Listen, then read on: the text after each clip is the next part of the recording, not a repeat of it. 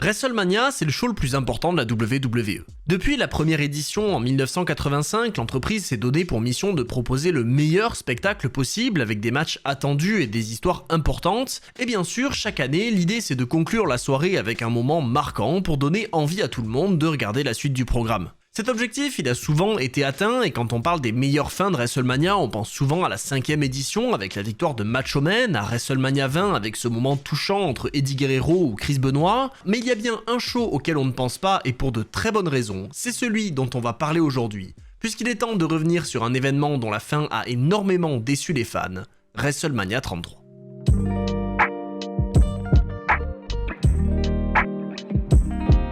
Avant de commencer, comme d'habitude, je vous rappelle que si vous voulez suivre avec moi les prochaines éditions de WrestleMania, vous pouvez le faire sur Netflix, mais puisque les shows ne sont pas encore disponibles en France, je vous conseille d'utiliser mon lien en description pour prendre un abonnement NordVPN et profiter d'un immense catalogue WWE. Vous le savez maintenant, en allant sur nordvpn.com/Monsieur Hawkin, déjà vous soutenez la chaîne, donc vous êtes des rois, mais en plus vous profitez de 4 mois offerts sur les abonnements de 2 ans que vous paierez en une seule fois pour l'équivalent de moins de 3 € par mois. Alors oui, un VPN c'est pratique pour regarder la WWE sur Netflix parce que vous aurez accès à tous les shows en direct et en rediffusion en vous localisant en Angleterre et vous aurez même les commentaires en français, mais vous vous en doutez, ça ne sert pas qu'à ça et aujourd'hui c'est hyper utile si vous utilisez régulièrement internet. Grâce à NordVPN, vous allez être protégé des diverses menaces en ligne comme les sites de phishing et vous pourrez protéger vos données de navigation pour éviter qu'on suive votre activité et tout ça vous pouvez le faire sur l'intégralité de vos appareils. Évidemment, NordVPN a aussi plein d'autres fonctionnalités que vous retrouverez sur le lien en description, mais vous pouvez en plus en faire profiter toute votre famille puisque l'abonnement vous permet d'utiliser 10 appareils en simultané.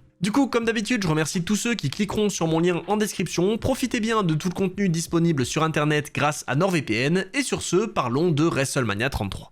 Cette année, c'est à Orlando, en Floride, que se tient le plus grand show de l'année, et pour marquer le coup, la WWE a décidé de partir sur un thème parc d'attractions qui rend extrêmement bien, et qui nous offre surtout cette magnifique arène qui pour moi fait partie des meilleures de l'histoire. Justement, ce décor, il va être directement inauguré par l'entrée du New Day que la WWE a nommé hôte de WrestleMania cette année, et qui ouvre donc la soirée pour accueillir les fans et rapidement lancer le premier combat, celui entre Shane McMahon et AJ Styles. L'histoire de ce match, elle commence au Royal Rumble quand Styles perd le titre mondial contre John Cena alors qu'il avait passé l'année précédente au sommet du show bleu, et si cette défaite est déjà très frustrante pour le catcheur, la suite ne va rien arranger. Lors d'Elimination Chamber, Styles ne réussit pas à prendre son titre et il est battu par Randy Orton lors de l'épisode du 7 mars 2017, et cette nouvelle défaite est celle de trop pour l'ancien champion, qui craque complètement et s'en prend au dirigeant de SmackDown, Shane McMahon. En fait, AJ Styles reproche à la direction de l'avoir privé d'un grand match à WrestleMania, qu'en plus il avait théoriquement remporté, on y reviendra quand on parlera du match entre Bray Wyatt et Randy Orton, et il va donc attaquer violemment Shane McMahon dans le parking pour se venger,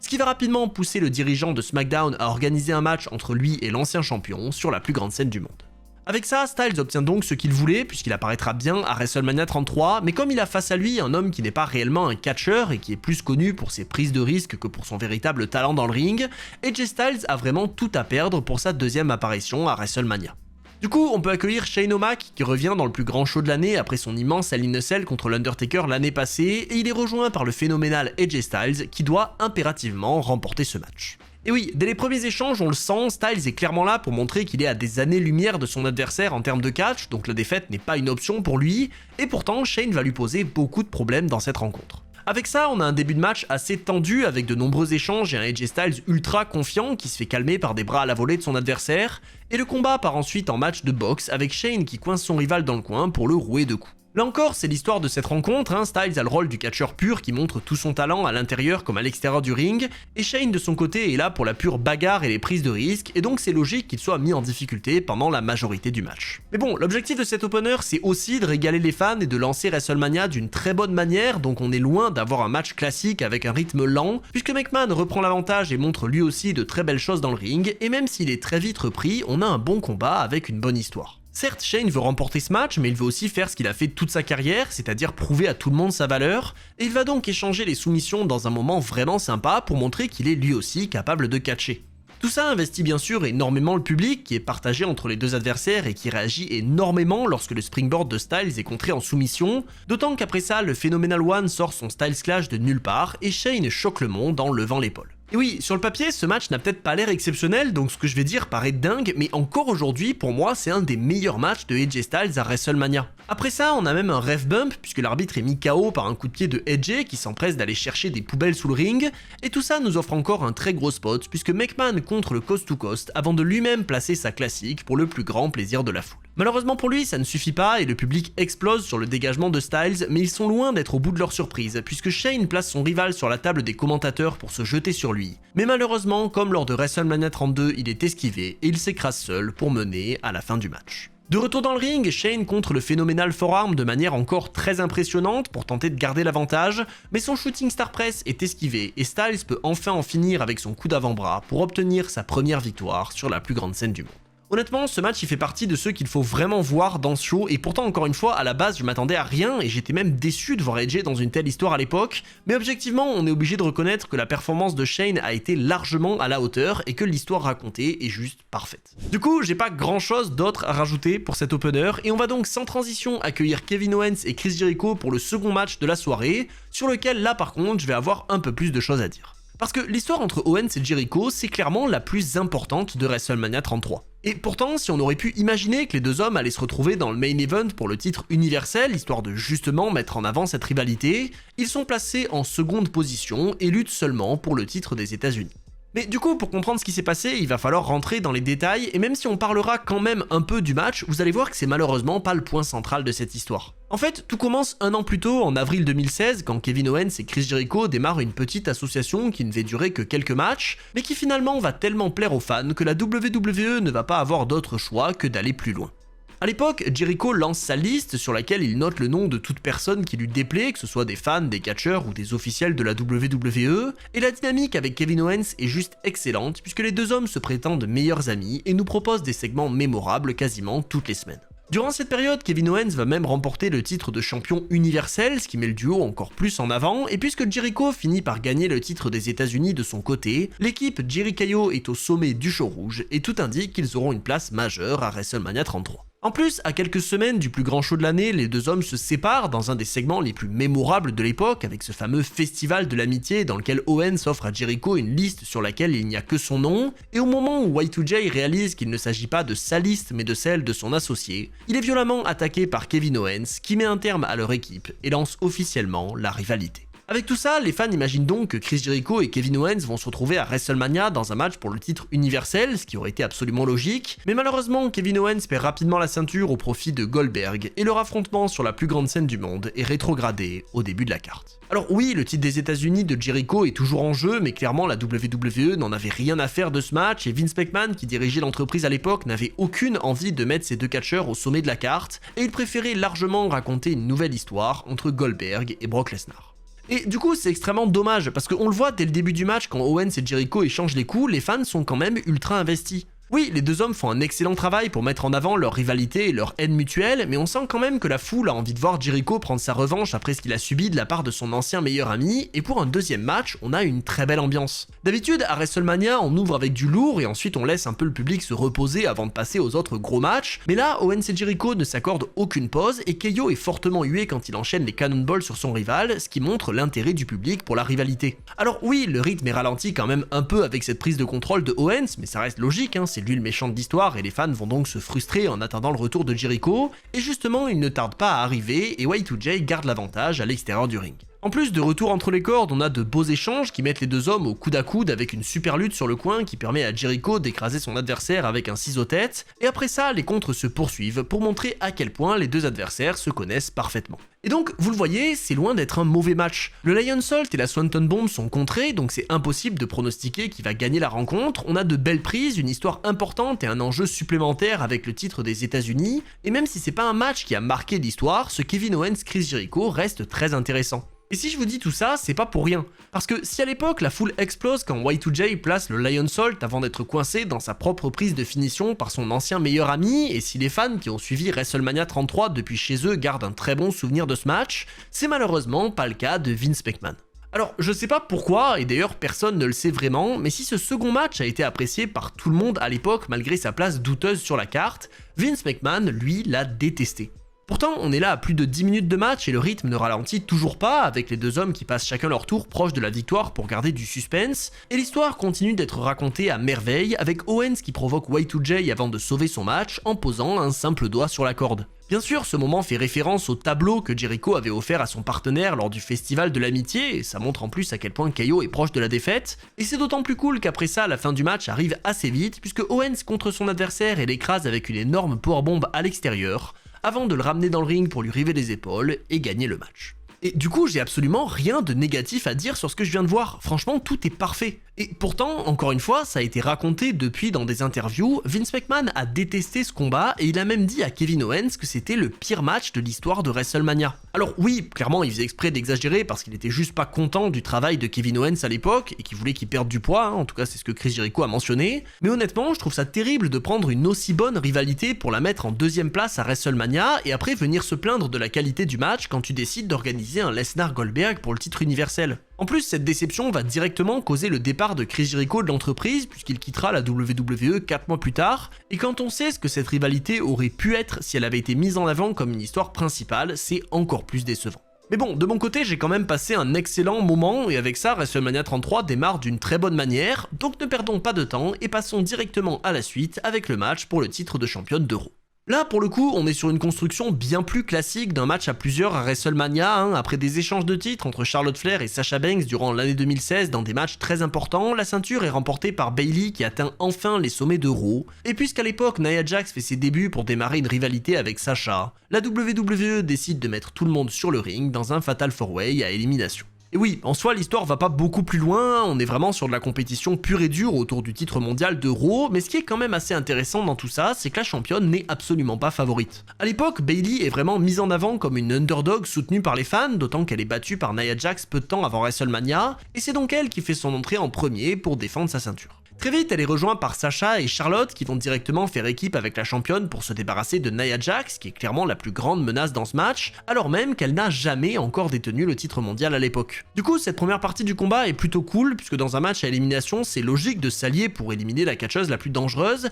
et même si le public a beaucoup donné sur les matchs précédents, il reste plutôt réactif quand Sasha, Charlotte et Bayley écrasent Nia avec une immense powerbomb, avant de placer un tombé à 3 pour l'éliminer. Avec ça, le vrai match peut démarrer entre guillemets et on a de belles combinaisons entre les trois femmes avec notamment cette immense moonsault de Charlotte qui rappelle le triple menace à WrestleMania 32. Et justement, pour continuer la rivalité entre Charlotte et Sasha, on a des échanges très sympas entre les deux femmes qui tentent de s'éliminer mutuellement. Dans tout ça, la championne va rester assez discrète, mais elle ne tarde pas à devoir combattre à nouveau puisque Charlotte se dégage d'un roll-up et envoie Sasha dans le coin du ring, ce qui lui permet de lui river les épaules de nulle part dans un moment assez étrange. Et oui, vous le voyez, le match est très rapide et c'est d'ailleurs un peu dommage parce que autant je peux comprendre l'alliance sur Nia Jax, autant je trouve ça bizarre de sortir Banks du match aussi rapidement, mais au moins l'opposition entre Bayley et sa challengeuse est assez sympa et elle investit plutôt bien le public. Parce que oui, là encore, Bayley n'est absolument pas favorite et Charlotte a toutes les chances de repartir avec le titre, ce qui bien sûr ne plaît pas aux fans, mais après une nouvelle lutte sur les cordes, Bayley fait chuter son adversaire et l'écrase avec une descente du coude pour remporter ce match et conserver son titre. Du coup, on a un affrontement très rapide, je dirais même expéditif, parce que les éliminations s'enchaînent très vite, et même si en soi c'est pas un mauvais match, ça reste pas non plus un moment mémorable, et je pense que conclure la rivalité sur un match entre Charlotte Flair et Sasha Banks,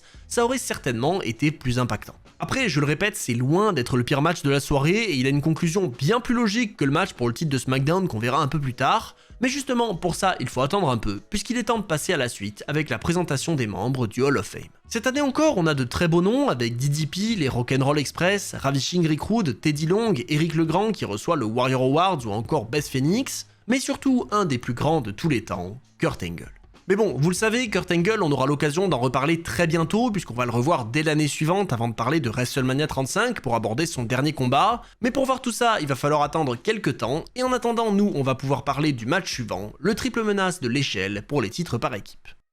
Comme pour la fiche précédente, on a une histoire assez basique pour construire ce triple menace, puisque les champions interrompent l'affrontement entre Enzo et Cass et The Bar, histoire d'éviter d'avoir à défendre leur ceinture sur la plus grande scène du monde, mais évidemment le general manager de l'époque Mick Foley ne les laisse pas faire, et le club se retrouve alors dans ce triple threat de l'échelle. Seulement, si on se rappelle tous de cette rencontre, c'est pas vraiment pour l'histoire racontée. Parce que ok, WrestleMania 33 marque la première apparition de Enzo et Cass sur la plus grande scène du monde, mais comme j'en ai déjà parlé dans une vidéo très récemment, on va pas forcément s'attarder là-dessus, et on va plutôt parler d'un des moments les plus cool de cette soirée. En fait, alors que le match s'apprête à commencer, le New Day débarque sur la rampe, cette fois-ci en tenue de combat, et ils annoncent que ce match à 3 équipes vient d'être modifié pour ajouter 2 participants. Évidemment, les fans sont extrêmement heureux, ils commencent même déjà à se douter de ce qui arrive au vu des rumeurs qui tournaient un peu à l'époque, mais le New Day tient quand même à garder le suspense et il commence à s'avancer vers le ring. À ce moment-là, la tension est énorme et je me rappelle très bien de ce que je ressentais au milieu de la nuit dans le noir devant ce show, et soudain, voilà ce qui se passe. What? Oh my! Team Extreme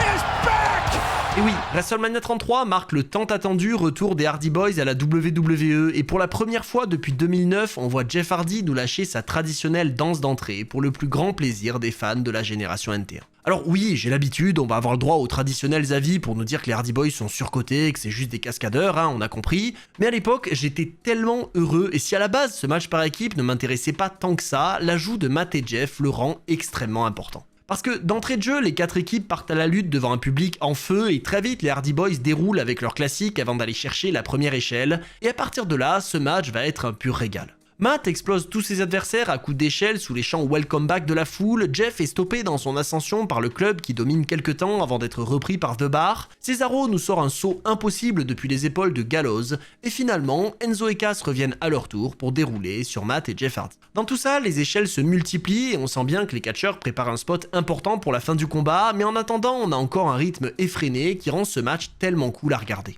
On a de l'action non-stop, que ce soit des gros spots avec les échelles ou des combinaisons plus classiques de The Bar, chaque retour de Matt et Jeff est ovationné par le stade qui espère bien voir les deux frères remporter les ceintures, et dans tout ça, toutes les équipes essayent de grimper à l'échelle pour mettre un terme à cette grande guerre. Sheamus et Gallows n'y arrivent pas, et Enzo non plus, puisqu'il est stoppé par Karl Anderson qui l'envoie sur un uppercut de Cesaro, et avec ça, les champions déroulent sur The Bar pour les envoyer sur les échelles en appui sur les barricades. Vous l'aurez compris, ce moment annonce en fait la fin du match puisque Matt revient dans le ring pour se débarrasser de Gallows et Anderson avec un immense twist of fate, et pendant ce temps, Jeff Hardy grimpe sur une gigantesque échelle, du haut de laquelle il s'élance avec une Swanton Bomb mémorable pour permettre à son frère de décrocher les ceintures. Avec ça, le retour des Hardy Boys est donc couronné de succès et on comprend bien qu'on n'a pas du tout affaire à une apparition spéciale à WrestleMania, mais bien à un retour permanent, et ça me fait tellement plaisir de revenir sur ces images qui m'ont vraiment marqué à l'époque. En plus, récemment, les Hardy Boys ont eu l'occasion de revenir encore à la WWE grâce au partenariat entre TNA et NXT, donc c'est le moment parfait pour aborder WrestleMania 33, et même si ce retour en 2016 ne mènera pas à des runs importants en solo pour les deux hommes, ça faisait quand même extrêmement plaisir de les revoir sur nos écrans.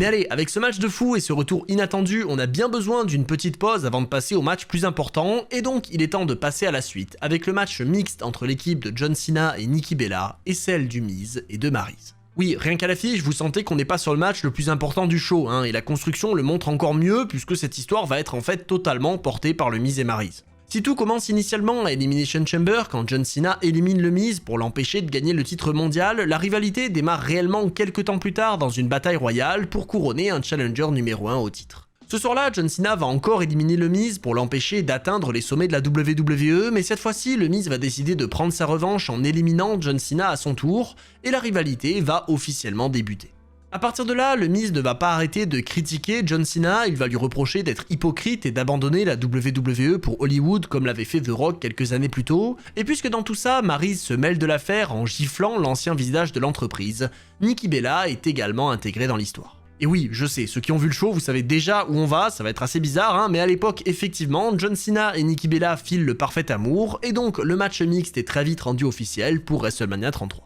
Mais bon, si j'ai dit que le Miz et Maryse portaient cette rivalité, c'est pas pour rien, puisque dans les semaines précédentes, le plus grand show de l'année, on ne voit quasiment pas John Cena et Nikki Bella, et c'est donc leurs adversaires qui mettent en avant la rencontre avec de nombreux segments parodiques de l'émission Total Diva, qui pour le coup fonctionnaient extrêmement bien. Après, encore une fois, c'est pas le match le plus attendu de la soirée, et c'est clairement une petite pause dans le show qui n'a qu'un seul intérêt qu'on découvrira après le match, et donc je vous le dis tout de suite, on va pas s'attarder longtemps dessus. D'entrée de jeu, Maryse fuit l'affrontement avec Nikki, et elle fait rentrer le Miz pour nous offrir un remake de WrestleMania 27, et ce moment nous permet de réaliser que la foule est bien plus du côté des méchants que du côté de John Cena. En même temps, les vignettes du Miz et de Maryse étaient tellement cool que les fans ont vraiment envie de les soutenir, surtout qu'à l'époque, le ras-le-bol de John Cena est encore bien présent, et on va donc avoir une lente domination du Miz qui sort ses classiques en empêchant son adversaire de faire le changement. Avec ça, on a une construction hyper classique, puisque Maryse fait tomber Nikki Bella pour l'empêcher de sauver son partenaire, et le Miz garde l'avantage sous les chants Let's Go Cena, Cena Sucks, et forcément, tout ça ne rend pas le match particulièrement intéressant. J'avoue que je me souviens plus très bien de ce que j'en pensais à l'époque, peut-être que le soutien des fans pour le Miz me régalait parce que l'ambiance a quand même l'air d'être cool dans le stade, mais aujourd'hui ça m'intéresse pas du tout, et donc on a l'entrée de Nikki et de Maryse qui mènent rapidement à la fin du match. Très vite, l'ancienne championne féminine déroule sur ses adversaires et Cena revient pour l'accompagner dans un 5 knuckle shuffle sous les huées du stade, et les deux peuvent alors en finir avec un combo Double A et Rack Attack pour la victoire. Donc vous le voyez, c'est rien de bien fou, c'est juste un match qui sert de pause au show et qui justifie la présence de Cena, mais malheureusement après ça c'est pas fini, puisque justement le champ profite de l'occasion pour prendre le micro et poser le genou à terre, pour demander Nikki Bella en mariage devant le monde entier. Alors pourquoi pas, à l'époque j'avais rien à dire, la WWE c'est littéralement la vie de John Cena, donc c'est pas étonnant qu'il fasse sa demande à WrestleMania, mais c'est vrai qu'aujourd'hui c'est un poil plus gênant parce qu'on sait que ce mariage n'aura absolument jamais lieu. Mais bon, je vais pas non plus en parler 15 ans, c'est des choses qui arrivent, c'est juste qu'aujourd'hui ça rend tout le match assez bizarre parce qu'on sait ce qui arrive à la fin, et du coup ne perdons pas de temps et revenons rapidement dans un sujet plus sérieux, le match entre Seth Rollins et Triple H. Parce que là par contre, on a une grosse rivalité que je me rappelle avoir beaucoup aimé à l'époque. Si vous suivez la série des WrestleMania, vous savez que la dernière fois qu'on a vu Seth Rollins, c'était 2 ans plus tôt quand il a utilisé sa mallette Money in the Bank pour remporter le titre de la WWE. À cette époque, Rollins était l'élu de l'autorité et c'est lui que Triple H avait choisi pour mener la WWE vers le futur, donc forcément quand Rollins finit par faire son retour en 2016, tout le monde s'attend à ce qu'il revienne avec son mentor. Justement, c'est précisément ce qui se passe lors du Raw du 29 août 2016, puisqu'alors que Rollins participe à un Fatal 4-Way pour le titre universel, il est aidé par Triple H qui écrase Roman Reigns avec un pedigree pour permettre à son élève de l'éliminer. Mais alors que tout le monde imagine que Seth va revenir au sommet aux côtés de l'autorité ce soir-là, Triple H lui tourne le dos et lui place un pedigree pour offrir la victoire et le titre à Kevin Owens. Et d'ailleurs j'en profite pour faire une petite aparté parce que ce que je trouve cool avec cette histoire et même ce WrestleMania de manière générale, c'est que quasiment toutes les rivalités sont connectées. Celle entre Seth Rollins et Triple H est liée à celle entre Kevin Owens et Chris Jericho puisque le règne de KO part de la trahison de Hunter, et cette histoire-là elle-même est liée à celle entre Lesnar et Goldberg dont on va parler plus tard. Mais bon, pour quand même revenir sur la rivalité entre Triple H et Rollins, vous comprenez bien qu'à partir de là, elle va démarrer très fort avec Seth qui revient dès le Raw suivant pour demander des explications aux dirigeants de Raw, et après des semaines de provocation, Rollins finit par débarquer du côté de NXT lors de TakeOver San Antonio pour provoquer Triple H dans un segment juste excellent. En fait, là, il y a beaucoup d'histoires qui se superposent parce que déjà, c'est à NXT que Seth Rollins a fait ses débuts à la WWE, donc c'était très cool de le revoir là-bas. Mais en plus, c'était un moyen pour lui d'aller chercher Hunter directement sur son terrain, puisqu'à l'époque, c'était lui qui dirigeait la 3e branche de l'entreprise. Du coup, ce moment est juste parfait et je vous conseille d'ailleurs d'aller le voir si vous n'aviez pas suivi cette histoire à l'époque parce que la réaction du public est juste folle et l'émotion de Rollins est parfaite. Et en plus, la tension dans la rivalité ne peut pas être plus élevée puisque Triple H ne va même pas aller jusqu'au ring et il décide simplement d'envoyer la sécurité pour sortir son rival de l'arène. Du coup, je pense que vous le voyez, c'est clairement une histoire qui mériterait sa propre vidéo tellement il y a de choses à dire, donc on aura bien sûr l'occasion de revenir dessus un jour. Mais il y a encore un moment important après ça puisque lors du Raw suivant TakeOver, Rollins revient s'en prendre à Triple H, mais cette fois-ci il est stoppé par Samoa Joe qui l'envoie au sol en lui tordant le genou et lui fait subir une nouvelle blessure. Avec ça, les fans commencent alors à imaginer que Seth est maudit et qu'il va encore rater WrestleMania, mais lors du Raw du 13 mars 2017, l'architecte fait son retour sur une béquille et il part à la lutte avec Triple H qui s'en prend violemment à son genou, et lui propose alors un match à WrestleMania dès la semaine suivante. À l'époque, tout indique que Rollins ne sera pas autorisé à combattre sur la plus grande scène du monde, et Triple H va donc s'arranger pour contourner les règles en proposant un match non sanctionné par la WWE, ce qui veut dire que si Rollins se blesse lors de la rencontre, l'entreprise ne pourra pas être tenue responsable. Évidemment, Seth accepte directement la proposition puisqu'il ne veut pas rater l'occasion de se venger de son ancien mentor, et donc après un excellent résumé de l'histoire sur fond de Metallica, on peut accueillir Triple H sur sa moto puis Seth Rollins torche en main pour lancer ce combat. Bien sûr, avec une telle histoire, les deux hommes ne vont pas prendre leur temps au début du match, Rollins se jette directement sur Triple H et les deux partent à l'extérieur pour profiter de l'absence de disqualification, et très vite le match part dans le public pour laisser le contrôle au Kingslayer. Et oui, à l'époque, Seth prend ce surnom puisqu'il annonce qu'il va faire chuter le roi des rois, et il est d'ailleurs bien parti pour le faire puisque son adversaire n'a aucune offense en début de match, mais finalement Triple H réussit à revenir avec un DDT sur la table des commentateurs pour enfin imposer son rythme. A partir de là, The Game va se concentrer sur le genou blessé de Rollins puisque grâce à la stipulation, rien ne peut l'arrêter, et l'architecte est alors pris à partie par son ancien mentor qui ralentit le rythme et fait souffrir son adversaire. À l'époque, Triple H avait carrément annoncé qu'il allait rendre Rollins infirme et il n'a même pas besoin de faire tant d'efforts que ça pour y arriver puisque son rival tente une powerbomb sur les cordes et subit la même chute que celle qui l'avait éloigné des rings fin 2015 et avec ça, Triple H garde un contrôle total du match. Même s'il est surpris par une buckle bomb et que Seth se jette sur lui à l'extérieur pour le passer à tabac autour du ring et sortir une table, The Game revient très facilement avec un coup de pied dans le genou et un spinebuster et il ne lui faut alors pas grand chose pour dominer la rencontre. Le but de ce match, c'est clairement de montrer la résistance de Rollins qui tente de revenir systématiquement malgré la douleur et qui s'en sort franchement bien avec un genou blessé, mais évidemment dans un tel match c'est quasiment impossible pour l'ancien champion de garder l'avantage puisque même quand Triple H n'arrive pas à contrer tout seul, Stephanie McMahon est là pour lui venir en aide. Grâce à ça, Triple H peut reprendre son travail sur le genou de Seth Rollins qui sort un sledgehammer de sous le ring en essayant de se débattre, mais heureusement pour lui, il réussit à empêcher Triple H d'utiliser son arme fétiche et les deux hommes échangent les coups sous les cris de la foule. Parce que oui, dans cette histoire, il n'y a pas de doute, Rollins est clairement le favori du public et tout le monde espère le voir surpasser Triple H pour revenir sur le devant de la scène après sa longue absence. Donc forcément, quand Stephanie McMahon intervient une fois de plus et permet à son mari de coucher Seth avec un pedigree, les fans ont très peur de voir leur héros subir une défaite. Heureusement, Rollins prouve encore une fois sa résistance en levant l'épaule et il contre même le pedigree du haut des cordes pour envoyer un Phoenix Splash qui pour une fois touche la cible, mais une fois encore ça ne suffit pas et Seth commence réellement à être en danger. L'enchaînement de contres qui vient après ne permet à aucun des deux adversaires de placer le pedigree qui pourrait leur offrir la victoire, mais Triple H s'en prend une fois de plus au genou de Rollins pour revenir, et puisque Stephanie en profite pour retenir Seth dans les cordes, tout indique que le roi des rois va rester sur son trône. Seulement, Seth Rollins n'a pas dit son dernier mot. Au moment où Triple H essaye de l'attaquer, il l'esquive et il lui envoie un super kick pour le projeter sur sa femme qui s'écrase à travers une table à l'extérieur, et grâce à ça, Seth peut surprendre son rival avec un pedigree pour lui river les épaules au centre du ring, et enfin venir à bout du roi. Alors c'est clair qu'avec tout ça, on a un match très long auquel on aurait facilement pu retirer 5 minutes, ce qui aurait pas changé grand chose, mais pour le coup, l'histoire est excellente et elle est très bien racontée, autant dans la construction que dans le match en lui-même, et en plus, elle permet de rétablir Seth Rollins comme un grand main eventer après son absence en 2016, donc là aussi, c'est mission accomplie. En plus, les fans sont ravis, le match a totalement rempli ses objectifs et la stipulation avait un véritable intérêt, donc franchement rien à dire, j'ai passé un très bon moment. Mais malheureusement, je pourrais pas en dire autant pour le prochain match. Et oui, si vous suiviez la WWE en 2017, vous savez forcément de quoi je parle. WrestleMania 33 a été un succès à plein de niveaux, mais c'est loin d'être un show parfait, et on va très vite le comprendre avec le match qui arrive juste après le petit concert de Pitbull, celui entre Bray Wyatt et Randy Orton pour le titre de la WWE. Cette histoire, elle commence en novembre 2016 quand Randy Orton décide de rejoindre la Wyatt Family après sa rivalité avec Bray quelques temps plus tôt, et cette association dure alors pendant de nombreux mois, durant lesquels les deux hommes vont même remporter les titres par équipe. À ce moment-là, les fans n'en pensent pas grand-chose, d'autant que le règne de la famille Wyatt ne dure pas bien longtemps et on a plutôt l'impression que l'histoire sert à raconter une rivalité entre Orton et Harper, puisque ce dernier est exclu du clan au mois de janvier.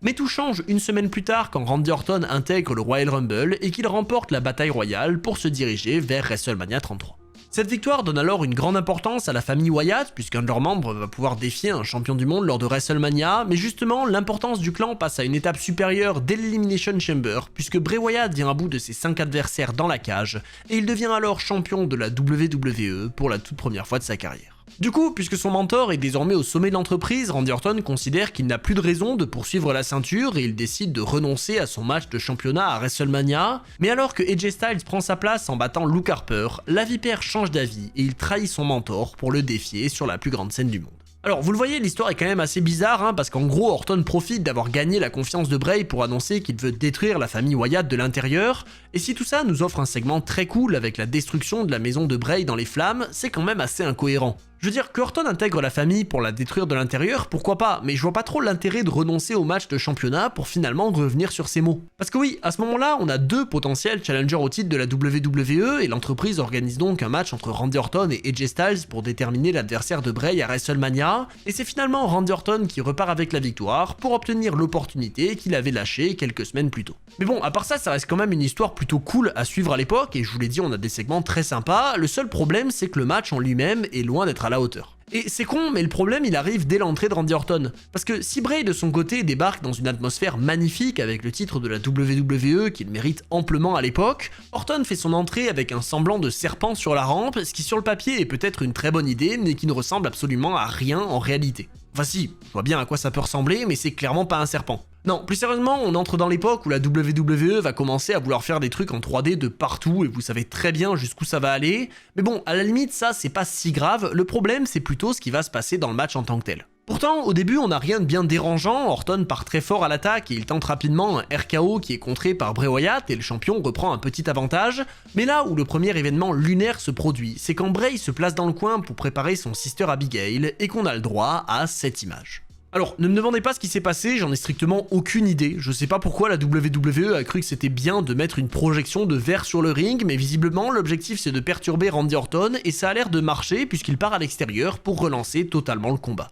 Sauf que justement, ce match, il va jamais vraiment décoller. Ce moment, il se produit au tout début sans réelle raison et il mène à une succession de tentatives de finisher puis à une nouvelle projection de verre sur le ring, comme si la première n'avait pas suffi, et avec ça, Bray garde l'avantage sans réellement raconter quoi que ce soit. Et c'est dommage, parce que ce match, ça aurait pu être le premier gros moment de Wyatt sur la plus grande scène du monde. Et au lieu de ça, c'est un affrontement bizarre qui ne mène pas bien loin et qui n'est absolument pas à la hauteur d'un match de championnat. Après ça, on a un Sister Abigail et un RKO à l'extérieur qui redonnent l'avantage au challenger, et de retour entre les cordes, c'est Bray qui revient avec sa prise de finition pour un compte de 2, avant de nous offrir une troisième et dernière projection d'insecte au sol, puis de subir un RKO qui donne la victoire et le titre à Randy Orton. Du coup, je pense que vous comprenez pourquoi ce match est autant critiqué, il n'y a aucune construction, juste des contres de finisher et des images bizarres sur le ring, et même la fin n'a aucun réel impact puisque le combat ne dure que depuis 10 minutes et qu'il n'y a aucune histoire à raconter. Franchement, à l'époque, j'avais été ultra déçu et pourtant j'adore Randy Orton, donc j'aurais dû être ravi de le voir gagner le titre, mais j'étais tellement dégoûté pour Bray Wyatt et tellement déçu de la qualité du match que j'arrivais pas à être heureux du résultat. Alors oui, c'est sûr qu'on n'allait pas avoir un match 5 étoiles entre ces deux catcheurs, mais au vu de l'histoire et de l'enjeu, on aurait largement pu avoir mieux, et finalement, on ne se rappelle de cette rencontre que pour son côté étrange et décevant. Et d'ailleurs, c'est un peu triste à dire, mais pour moi, à partir de là, WrestleMania 33 n'a presque plus aucun intérêt. Pourtant, il reste encore 3 matchs, dont 2 pour des titres mondiaux, et justement, il va être temps d'aborder celui pour le titre universel entre Goldberg et Brock Lesnar. Alors, vous vous en doutez, en termes d'histoire et même de match entre les deux, il n'y a pas grand chose à dire, Leur première rencontre date de WrestleMania 20 et c'était un échec total puisqu'ils quittaient tous les deux l'entreprise très peu de temps après, donc le public avait tout simplement chié sur la rencontre. Et donc, suite au retour de Lesnar en 2012 et de Goldberg en 2016, cette rivalité a été relancée. Après un petit match à Survivor Series dans lequel Goldberg a détruit son rival en 30 secondes, les deux hommes se sont retrouvés dans le Royal Rumble et c'est encore l'ancien champion WCW qui a eu l'avantage. Et du coup, pour prendre sa revanche, Brock Lesnar décide de défier Goldberg une dernière fois sur la plus grande scène du monde. Et en soi, l'histoire aurait pu s'arrêter là et ça suffisait largement. Lesnar avait été humilié à 3 reprises et il n'avait jamais battu Goldberg en 1 contre 1, donc il y avait quelque chose à raconter. Mais évidemment, à l'époque, Vince McMahon considère que ce match mérite une ceinture, et donc Goldberg bat Kevin Owens lors de Fastlane pour faire de ce combat un match pour le titre universel.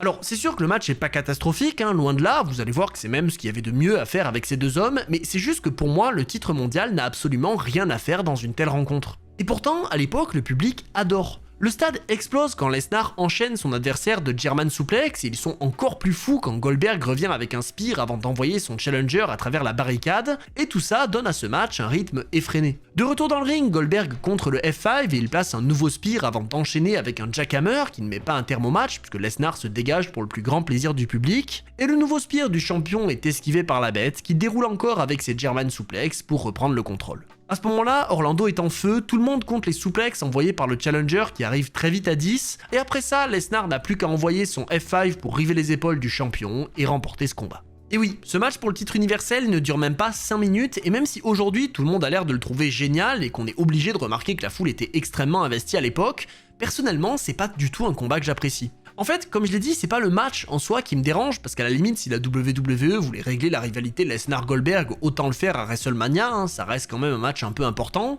mais juste, je trouve ça lunaire d'avoir ce type de champion du monde en 2017 quand il y a tellement d'autres talents qui pourraient être au sommet de la WWE. Du coup, oui, il y a un côté accident de voiture un peu sympa, mais j'ai toujours détesté l'idée de mettre le titre mondial sur Lesnar ou Goldberg à l'époque, parce qu'on savait très bien ce que ça impliquait pour la ceinture, et en l'occurrence, le règne de Brock après ça va durer plus d'1 an, et il n'aura que 8 matchs en tant que champion avant de perdre le titre. Mais bon, si je vous dis que le show devient de moins en moins bon à partir du match entre Orton et Wyatt, c'est pas pour rien, et justement, on va passer à la suite avec le match à 6 pour le titre féminin de SmackDown qui malheureusement est encore pire. Parce que là aussi, on n'est pas sur une très grande histoire, hein. Le match a simplement été organisé par Daniel Bryan qui réalise qu'il y a beaucoup de challengers qui veulent la ceinture, ce qui bon est à peu près logique, hein. Et le seul truc intéressant à souligner dans tout ça, c'est qu'à quelques jours de WrestleMania, Naomi fait son grand retour de blessure et elle s'intègre au match pour combattre dans sa ville natale, à Orlando. Mais alors, quand je vous dis que c'est le seul truc intéressant à souligner, j'exagère presque pas, hein. Dites-vous que ça a beau être un match à 6 catcheuses, il ne dure pas bien plus longtemps que le Lesnar-Goldberg. On a un début de combat avec tout le monde dans le ring, puis un face-à-face entre Becky Lynch et Mickie James, qui fait quand même sa première apparition à WrestleMania depuis 2010, une intervention de James Ellsworth qui donne l'avantage à Carmella et un retour de la championne Alexa Bliss qui déroule sur Natalya, et finalement Becky Lynch revient dans le ring pour se débarrasser de tout le monde, et surtout de James Ellsworth. Après ça, toutes les catcheuses vont revenir progressivement dans le ring et Natalya nous ressort son horrible double sharpshooter qui n'a jamais impressionné personne, et après plusieurs tombées brisées pour insister sur le côté chaotique de la rencontre, Naomi revient et couche Alexa Bliss avec son rear view avant de s'élancer sur tous ses adversaires, puis de faire abandonner la championne pour remporter le match et le titre de SmackDown. Du coup voilà, le seul objectif de tout ça c'est de remettre la ceinture sur Naomi devant son public, hein, puisqu'elle avait dû l'abandonner pour une blessure, et si sur le papier l'idée est pas forcément mauvaise, la réalisation elle est vraiment ratée et je ne garde pas du tout un bon souvenir de ce match. Mais bon, avec ça, la soirée n'est pas terminée puisqu'il reste un combat, donc peut-être que les fans se disent que le main event va un peu relever le niveau, sauf que vous le savez tous aujourd'hui, ça ne va absolument pas être le cas. Juste avant, on a une nouvelle apparition du New Day qui cette fois-ci ne ramène pas les Hardy Boys, hein, ils sont juste là pour annoncer le nombre de spectateurs qui s'élève à 75 245 personnes, et sur ce, il est temps de parler du dernier match de WrestleMania 33, celui entre Roman Reigns et l'Undertaker.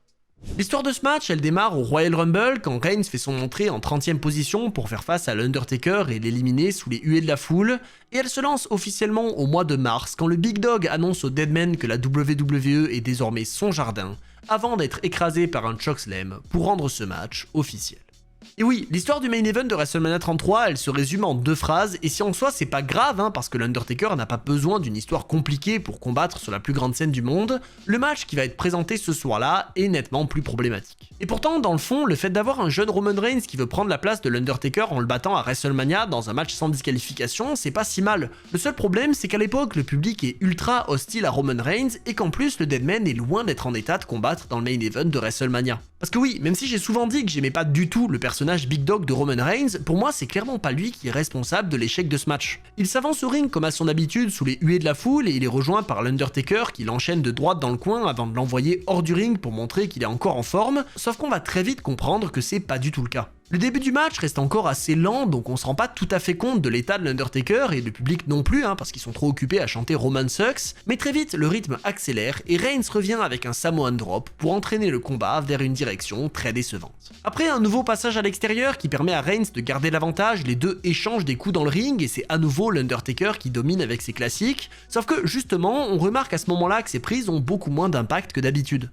En fait, le Deadman a souvent besoin de temps pour reprendre son souffle, donc le rythme du match est régulièrement cassé par des pauses, ce qui se voit surtout à l'extérieur avec les échanges sur les tables des commentateurs, et dans tout ça, Reigns doit se débrouiller tout seul pour donner au combat des moments impactants. En l'occurrence, il y arrive un petit peu, en particulier avec cet immense spear à travers la table, mais vu que les fans ne le soutiennent absolument pas, bah forcément ça donne pas au match une ambiance intéressante. Et pourtant, les deux hommes vont absolument tout essayer. Reigns revient dans le ring sous les huées du stade après ça, et le Deadman se relève comme à son habitude pour lui faire face depuis l'extérieur, mais si ces petits moments peuvent en soi être assez sympas, le match en tant que tel est très loin d'être à la hauteur. En fait, c'est horrible, mais ce combat est juste triste à voir. D'un côté, on a un Roman Reigns qui fait absolument tout pour être apprécié et qui n'y arrive pas, même en se dégageant du tombstone, et d'un autre, on a un Undertaker qui n'est plus que l'ombre de lui-même, ce qui se voit particulièrement quand son adversaire doit le soulever pour retourner sa prise. En plus, de leur côté, les fans n'ont plus beaucoup d'énergie, parce que ça fait presque 5 heures qu'ils sont en train de regarder WrestleMania, et donc, même s'ils donnent un peu de voix quand l'Undertaker subit un spear et qu'il contre le tomber avec son Hell's Gate, on sent qu'ils ont quand même hâte que ça se termine. En plus, je suis désolé, mais le match n'a absolument aucun sens, parce que Reigns arrive à briser la soumission en allant dans les cordes, alors que c'est censé être un no holds barred, donc un combat sans disqualification, et le voir passer l'Undertaker à tabac à coups de chaise après ça n'a strictement rien de satisfaisant, et c'est juste triste à voir. Et je dis pas ça gratuitement, l'Undertaker a lui-même reconnu qu'il n'aurait jamais dû faire ce match et qu'il n'était clairement pas en état. Mais bon, heureusement, le calvaire est bientôt terminé, Roman Reigns place un premier spear qui n'obtient qu'un compte de 2, il enchaîne avec un second pour le même résultat, ce qui a d'ailleurs pour effet de réveiller un peu la foule, et finalement, après un Superman Punch, on comprend bien que l'Undertaker n'a plus aucune force et qu'il lutte en vain. Tout ça permet alors à Roman Reigns de s'élancer dans les cordes pour un troisième et dernier spear qui le mène enfin à river les épaules du Deadman pour un compte de 3 et qui lui offre alors la victoire pour définitivement enterrer la légende de l'Undertaker. Du coup, comme à WrestleMania 32, les fans vont grandement huer le résultat de ce main event puisqu'ils n'avaient aucune envie de voir Roman Reigns venir à bout du Deadman, mais finalement, cette 33e édition du plus grand show de l'année se conclut sur une image qui aurait dû être mémorable, celle de l'Undertaker qui retire son chapeau, ses gants et sa veste pour les laisser dans le ring, avant de quitter l'arène une dernière fois pour prendre sa retraite.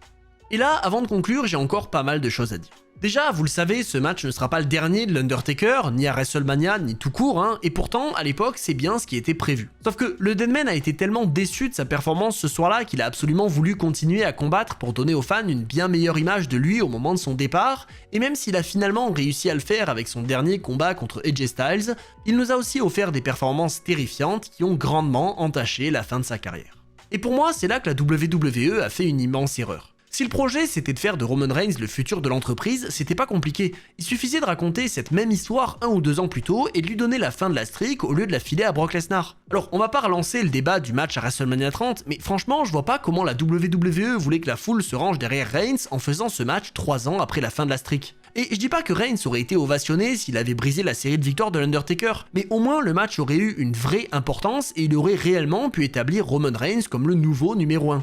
Mais non, au lieu de ça, on a ce main event décevant dont on retient surtout le passage de Roman Reigns le lendemain à Raw qui va être plus hué que jamais, et en plus aujourd'hui tout ça n'a aucun sens puisqu'il ne met pas du tout un terme à la carrière de l'Undertaker. Du coup, avec ça, je termine ce revisionnage de WrestleMania 33 sur une note plutôt négative, et pourtant le show au global n'est pas forcément mauvais, il est juste mal construit. Les meilleurs matchs ne sont absolument pas en main event ou pour des titres mondiaux, et passé le milieu de la soirée, on n'a plus grand chose d'intéressant à voir, donc même si ça reste un WrestleMania qui m'a marqué, notamment grâce au retour des Hardy Boys, c'est très loin d'être un de mes favoris.